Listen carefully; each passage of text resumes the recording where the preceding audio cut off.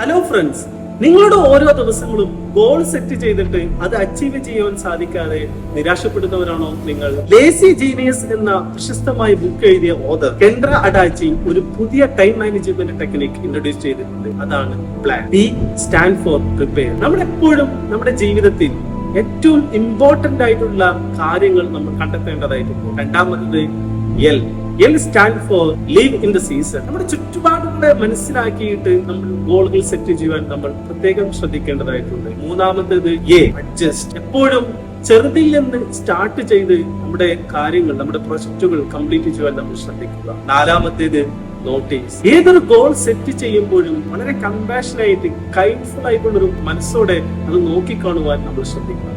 തീർച്ചയായിട്ടും കെൻഡ്ര അഡാച്ചി എഴുതിയ the plan എന്ന ബുക്ക് നിങ്ങൾ വായിക്കുക.